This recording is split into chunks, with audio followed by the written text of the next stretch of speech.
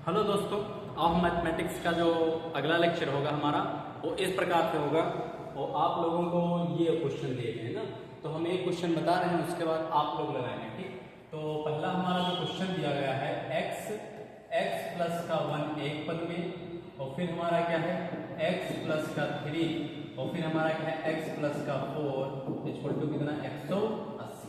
ठीक, तो देखो पहला वाला पद लास्ट वाले पद के साथ ले लेते हैं, तो x प्लस का 4 एक स्थान पे ले लेते हैं, और ये वाले दोनों पद एक साथ में, तो x प्लस का 1 एक पद में है और x प्लस का 3 एक पद में है इक्वल टू 180। ठीक, अब देखो x को x से गुणा कर देंगे कितना हो जाएगा आपका x स्क्वायर हो जाएगा, इसको इससे गुणा कर देंगे कितना हो जाएगा आपका 4x हो जाएगा। ठीक, अब इसको कर देंगे x को x से गुणा कर देंगे तो कितना हो जाएगा हमारा x स्क्वायर हो गया। हाँ सर जी बिल्कुल, और x को 3 से कर देंगे कितना हो गया आपका 3x, और ये x से हो जाएगा तो x हो जाएगा, और 3 बन जा 3 हो जाएगा। ठीक, तो 3 हो जाएगा इक्वल टू कितना 180, कितना हो जाएगा 180।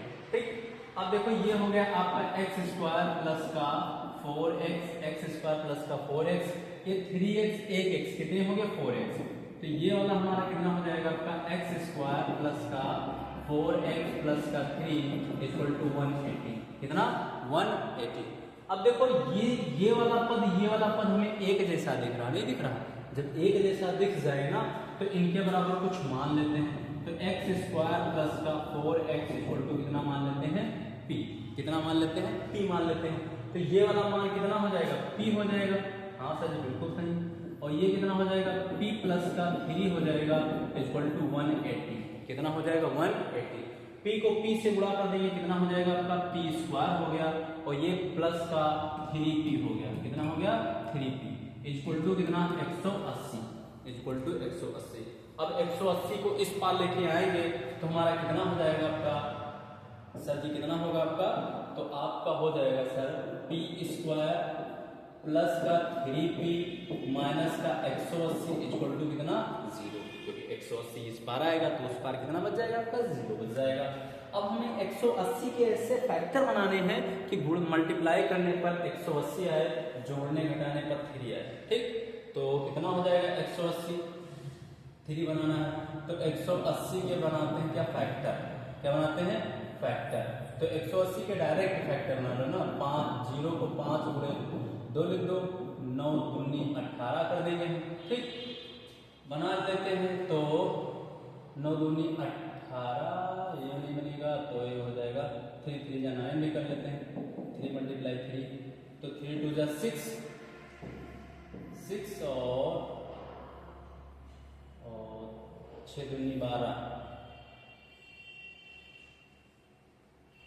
हाँ बन गया। ये कितना हो जाएगा 3 2 जा 6, 6 2 जा 12 और 15, तो 15 में से जब 12 सब्ट्रैक्ट दिस तो कितना बच जाएगा आपका 3 बच जाएगा, जोड़ने घटाने पे कितना हो जाएगा मल्टीप्लाई कर देंगे 12 और 15 का, तो हमेशा कितना आएगा आपका 180 ही है। ठीक, तो ये वाला बनाने ध्यान से, तो ये फैक्टर हमारे बन जाएंगे p स्क्वायर प्लस का 15p माइनस का 12p माइनस का 180 इक्वल टू कितना 0। हाँ सर जी दोनों में कॉमन क्या है p, सर जी कॉमन है तो p प्लस में कितना हो गया 15, इन दोनों में क्या कॉमन है सर जी, तो माइनस का 12 कॉमन है, तो p प्लस का कितना हो गया आपका 15 इक्वल टू 0। जब माइनस का जब कॉमन ले लोगे तो दोनों किसमें हो जाएंगे सर जी, प्लस के हो जाएंगे। हाँ, अब देखो p प्लस का 15, p प्लस का 15, तो ये क्या हो जाएगा p प्लस का 15 एक ब्रैकेट में, और फिर p माइनस का 12 एक ब्रैकेट में इक्वल टू 0। ठीक, तो p प्लस का 15 इक्वल टू 0, तो p बराबर माइनस का 15 है, तो एक मान किस में आ जाएगा आपका माइनस में आ जाएगा, दूसरा मान जो आएगा वो किस में आ जाएगा, तो p माइनस का 12 इक्वल टू 0, तो p बराबर किस में आ जाएगा प्लस का 12।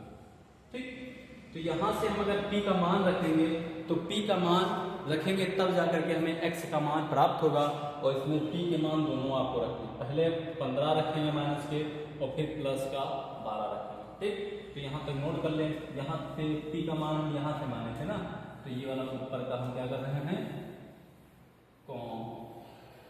मिटा।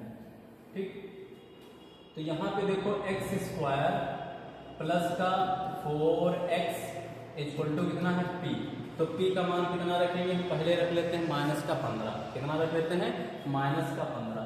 तो x स्क्वायर प्लस का 4x इक्वल टू माइनस का 15, माइनस का 15 p का मान। तो माइनस का इस बार आएगा, किसमें हो जाएगा, प्लस में हो जाएगा। तो x स्क्वायर प्लस का 4x प्लस का 15 इक्वल टू कितना 0। तो गुणा करने पर 15 आना चाहिए और जोड़ने घटाने पर 4 आना चाहिए। तो क्या बन सकता है, हाँ गुरुजी बनेगा, क्यों नहीं, आओ कोशिश करते हैं। तो क्या हो जाएगा, 15 को 5 3 15 होता है, और क्या किसी भी प्रकार से हमको नहीं लगता बन जाएगा। 5 3 15 होता है, 7 दूनी 14 होता है, 15 होकर 15 होता है। और कोई सवाल नहीं, 2 बच जाएगा। तो इसका जब नहीं बनना है ना, तो इसमें हम सी धरा 4 सूत्र लगा देंगे। क्या लगा देंगे, सी धरा 4 सूत्र। तो ax स्क्वायर प्लस का bx प्लस का c इक्वल टू 0 से तुलना कर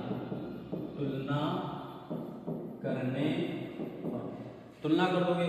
तो a बराबर देखो मैं क्या दिखा था कि 1 मिला, b बराबर था कि क्या मिला हमें, वो 4 मिल गया, और c बराबर हमें क्या मिला, तो 15 मिल गया।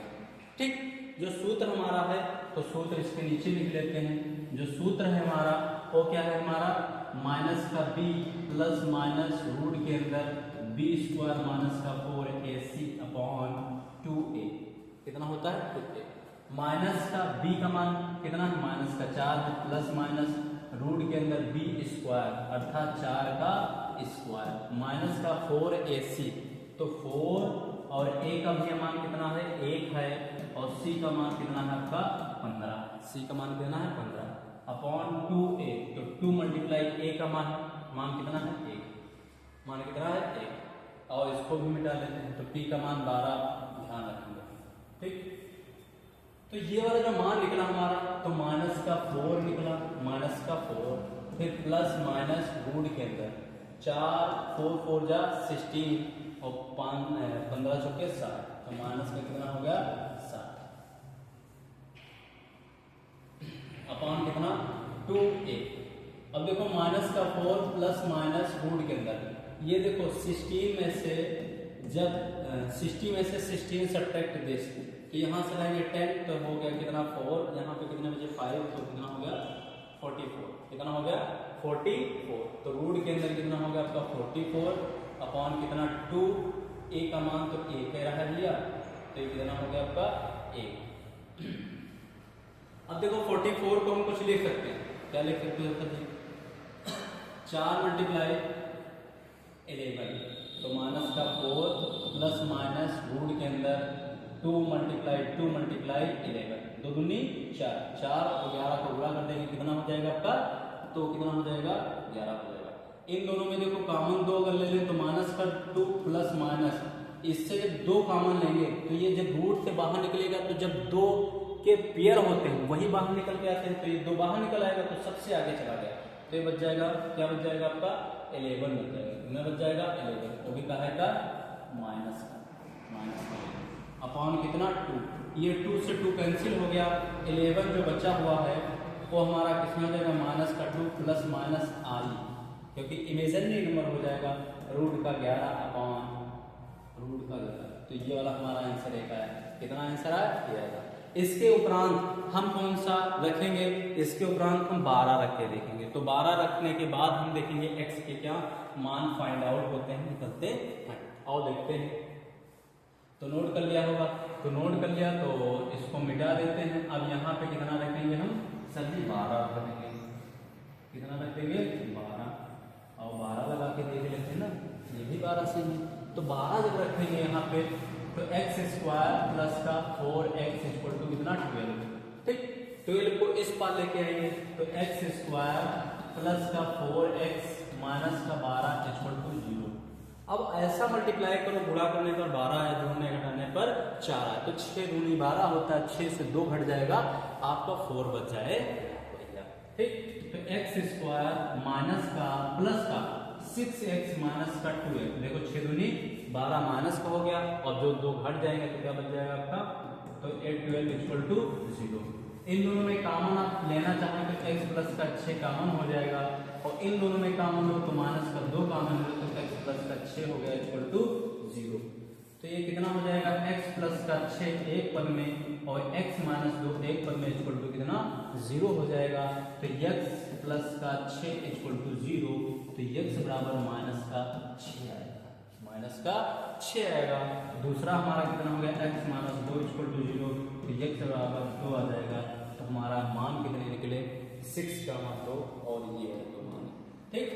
तो ये हमारे दोनों मान निकलते हैं, और इस प्रकार से हमारा क्वेश्चन क्या होता है, सॉल्व होता है, ठीक।